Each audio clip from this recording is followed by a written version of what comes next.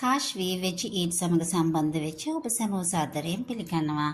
අමුද්‍රව්‍ය කිහිපයකින් නිරෝගී දිවියකට අවශ්‍ය පෝෂක ගුණයන් සපිරුණු වසවිසෙන් තොර ගුණාත්මක ආහාර හඳුන්වා දීම අපගේ අරමුණයි.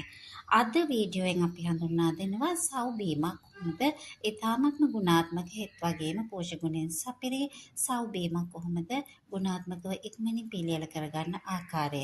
මේ සඳහා අපි භාවිතා කරන අමුද්‍රව්‍ය ඔබට දිස් වෙනවා මේ වෙලාවේ. එතකොට අපි පාවිච්චි කරනවා මෙතන පොල් කිරි මම පාවිච්චි කරලා තියෙනවා. පොල් කිරි කෝප එකමාරක් මම මෙතන සව් භාවිතා කරලා තියෙනවා.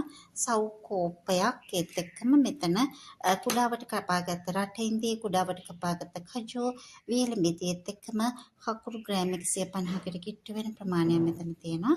මේ ද්‍රව්‍ය තමයි මම අද පාවිච්චි කරන්නේ. මුලින්ම භාජනයට මම පාවිච්චි කරගත්ත සෝදා පිරිසිදු කරගත්ත සව්.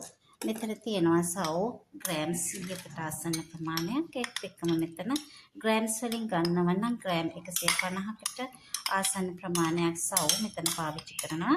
ඒත් එක්කම මම මේකට පාවිච්චි කරනවා පොල් කිරි කෝප දෙකක් එකමාරක් අතර ප්‍රමාණයක්. ඔබට මීට වඩා අවශ්‍ය නම් කිරි සාදා ගැනීමට බීම මීට වඩා අවශ්‍ය නම් ඒකට පුළුවන් පාවිච්චි කරන්න.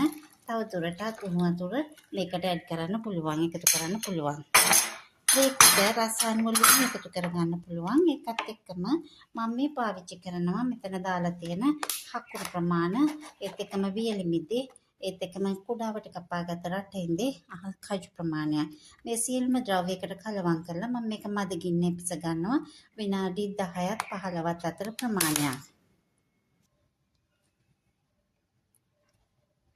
විනාඩි 15ක් පමණ ලිපේ තබාරතු පසුව මෙන්න මේ වගේ තමයි අපගේ සව් පානය දිස්වන්නේ.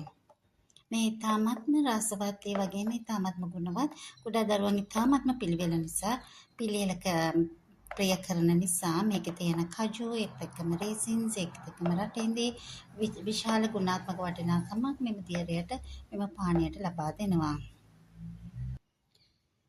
මෙවැනි රසවත් ගුණවත් නිර්මාංශ ආහාර ද්‍රව්‍ය ඉතාමත්ම ඉක්මනින් පිළියෙල කර ගැනීම සඳහා දේශීය අමුද්‍රව්‍ය වගේම නිවසේ පහසුවෙන් සොයාගත හැකි ද්‍රව්‍ය භාවිතා කර සාදා ගැනීම සඳහා අපගේ channel එක සඳහා දිගටම සැදී සිටින්න.